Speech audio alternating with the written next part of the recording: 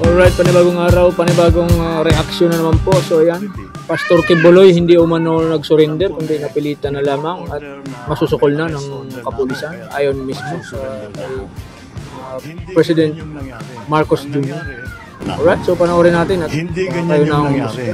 Ang nangyari, napilitan siyang lumabas dahil malapit na ang pulis sa kanya. To his credit, ang sabi niya, yung mga follower niya magpapakamatay para sa kanya at ayaw niyang mangyari yun.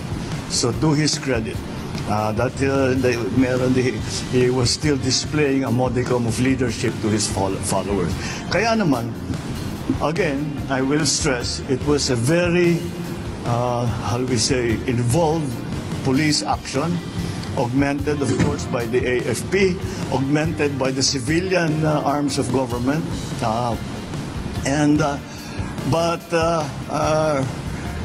It was, once again, it was really through the efforts of what our policemen did. And once again, I stress that kung merong mang nasaktan, ay may galos lamang, may sugat lamang. No major injuries were sige, sa tulakan, sa girian. Ngunit wala namang nasaktan wala namang namatay, walang nabaril. Dahil walang ulitin ko. Lahat ng pumasok sa KOJC compound, lahat ng tao natin, ni isa doon ay may dalang baril. Wala sa kanilang may dalang baril. Dahil hindi mo na malaman kung may dalang baril, iba yung nagiging usapan. Ang instruction ko sa kanila, wala akong gusto masaktan. Hindi ko naman gusto masaktan yung mga member ng KOJC. Dahil tinutulungan lang nila yung kanilang sinusundan na leader. Kaya bakit ba't natin sila sasaktan? Ba't pa tayo magdadala ng baril?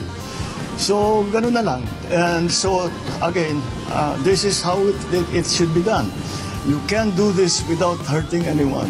You can't do this without shooting anyone.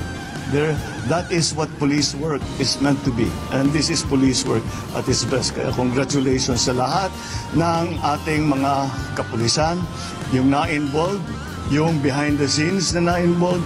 Ang ating Chief PNP ay talagang all the time, araw-araw nagre-report sa akin, sometimes 2-3 times a day, kung ano yung mga pangyayari doon sa Davao. So, it is really with some relief that I can say that at least this phase of that operation is now over, and we now leave Mr. Kibuloy to the judiciary, to the judicial system. And siyempre, babantayan natin na tama naman ang mangyayari, na lahat ng kanyang karapatan, walang masasagasaan sa karapatan niya, wala namang ibabaliwala sa kanyang kahilingan, kung ano man yun. But again, there is no special treatment.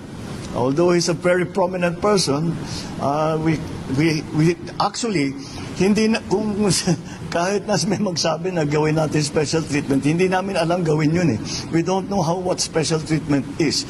So we will treat him like any other